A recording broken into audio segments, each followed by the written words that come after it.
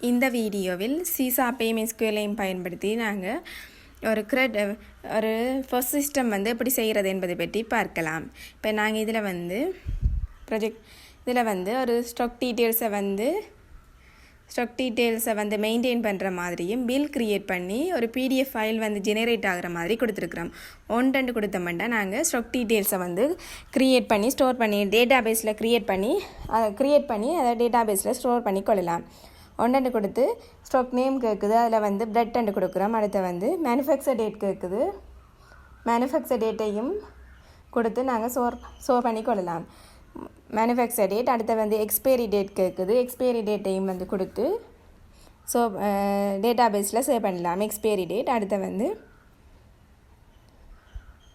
Quantity கேட்குது, குவான்டிட்டியும் கொடுத்து quantity வந்து இண்டியில் கொடுத்துருக்குறோம். குவான்டிட்டி அடுத்த யூனிட் ப்ரைஸ் கேட்குது, அது வந்து டெசிமலில் கொடுத்தோம்னா எங்களுக்கு data successfully inserted into the stock டேபிள்னு வந்திருக்கு. இப்போ நாங்கள் இதை வந்து பிரிண்ட் பண்ணி பார்த்தோம்னா 5 கொடுத்தோம்னா நாங்கள் இப்போ கொடுத்த டேட்டா பிரெட் அந்த டேட்டா வந்து அந்த SQL டேபிளில் வந்து இன்சர்ட் ஆகி வந்திருக்கு.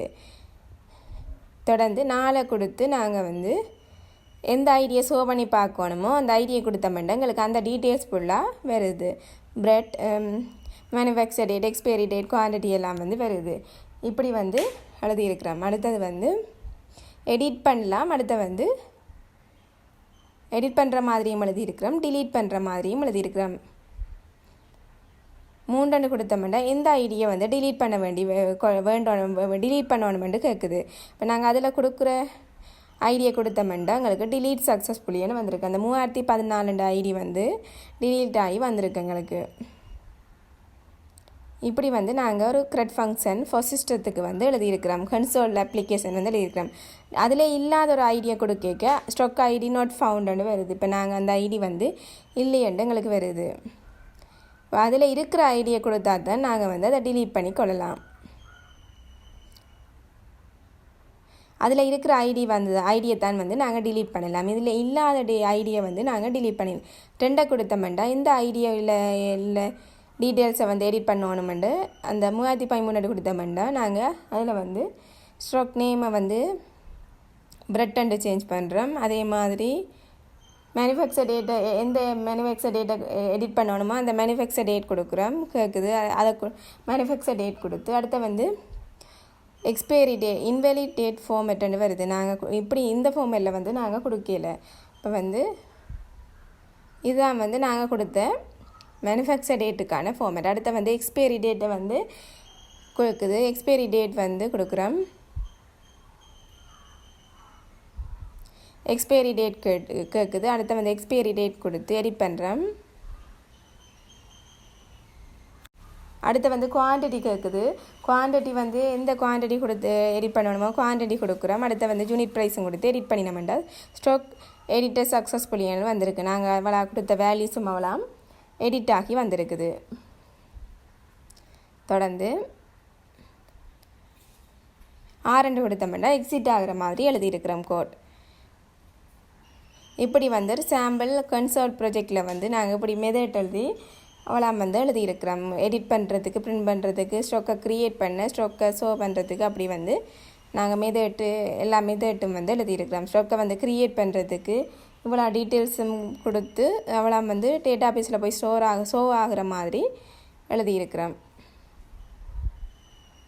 இந்த டீட்டெயில்ஸை கொடுக்க வந்து இவ்வளோ டீட்டெயில்ஸும் போய் டேட்டா பேஸில் ஸ்டோர் ஆகிற மாதிரி இது வந்து ஸ்டாக் க்ரியேட்டுக்கு எழுதியிருக்கிறோம். எக்ஸ்பைரி டேட் எல்லாம், யூனிட் ப்ரைஸ், குவான்டிட்டி எல்லாம் வந்து எடிட் ஆகிற மாதிரி எழுதியிருக்கிறோம். அடுத்து வந்து ஷோ பண்ணி பார்க்குறது, இது வந்து ஸ்டாக்கை க்ரியேட் பண்ணுறதுக்கு எழுதியிருக்கிறோம்.